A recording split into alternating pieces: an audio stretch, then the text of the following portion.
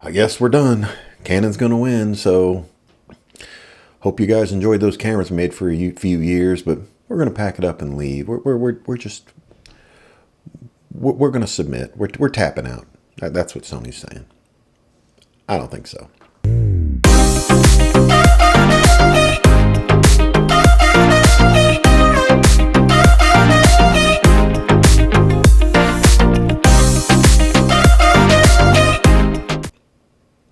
It's early. It's very early, but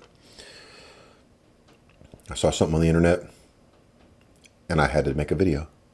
Got up this morning and I saw that Sony Alpha Rumors is posting an update that they're 100% certain that there's a registered camera for a high-end model for a full-frame E-mount. And they're saying that it's going to be announced/released in June of this year. What do you think? Well, I know what I think. I think I need more coffee. No, look, we all know Sony Alpha Rumors as a site doesn't really have the best track record. They've been wrong. They've been wrong a lot, let's be honest. But let's just say this one time they're right. What do you think the camera is going to be that's listed as a full-frame camera here? Now, me, personally, I think it's going to be the A74. I think this A7S3, it's like a unicorn. I don't think it's going to happen. I think it's going to be the A74 that's going to be announced and it's going to be released. And I think Sony's going to do things a little different than what Canon has done. Maybe Sony's aware that they can't match the R5 spec for spec. And do they really have to? Let's be honest. Since they know they can't match it spec for spec, and in my personal opinion, there's no need to, I think the plan is to beat them by just announcing the camera, telling everyone the price, telling everyone the release date, and just releasing the camera. It won't be a lot of fanfare. It's going to be, here's the new Sony a7 IV, here's all the upgrades we've done to it, and it's going to be released in 2 weeks. Available for pre-order now. This is how I think Sony maintains their dominance for the full-frame mirrorless camera market, like the sub $3,000 category, which I think this next camera coming from Sony is going to be sub $3,000. And what they're going to do is they're going to put it in the consumer's hands months before the R5's even released. And there's going to be a difference in specs. Sure, the R5 specs are going to be better, but it's probably going to cost more than twice as much as Sony's answer to the R5, if that makes sense. You've got to kind of look at history on this. Products that Canon releases that are geared toward the professional photographer and videographer are priced for professionals. They're not priced for that prosumer or that sort of hobbyist price point. That's where, you know, your Canon 6D Mark II was priced a lot less than the 5D Mark IV, or if you really want to look at it, look at the 1DX.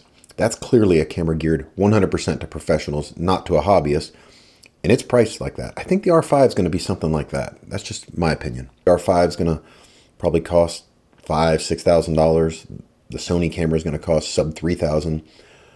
So I guess you have to ask yourself, what's more important to you, those specs for the additional cost, or staying with what you've already invested in and getting some improvements that way? I guess it's really going to depend on a lot of the specs that come out in the next generation of Sony full-frame mirrorless camera bodies. Some of the specs I think that next generation of Sony camera has to have in order to maintain competitiveness in this market. At a minimum, it has to have 4K, 60 frames a second, with autofocus, using the full frame. That's got to happen. And I think Sony can do that, and I think that will happen.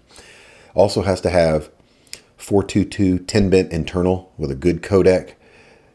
I think that's kind of like the trend where we see things going. You can see Fuji has done it with their X-T4. Canon's done crazy stuff with that R5. So I think a 422 10-bit and 4K 60 frames a second would be a nice prosumer level, and I think you're gonna see that at a minimum. And finally, I think Sony has got to include some sort of front-facing screen, whether it flips up, flips out, does a twirl, a backflip, whatever it wants to do. It's got to be usable, and they've got to have a flip screen. I just think that's almost a must. Ideally, a touch screen. Now, I don't think it's a deal breaker, but a fully enabled touch screen is also another one that I think it's almost getting to a point you got to have that now. I know Sony hasn't done that in the past, but I kind of feel like you have to. It could be a way they keep costs down. They do traditionally put lower quality screens on their cameras, but I think as time changes and costs go down on those things, that's something they might need to improve the screen resolution, the EVF resolution, and add that fully functioning touchscreen. That's just a few of the specs I think that at a minimum it has to have to remain competitive and fall nicely into that, you know, $2,000 to $3,000 price point, which is where I think it's going to come in at.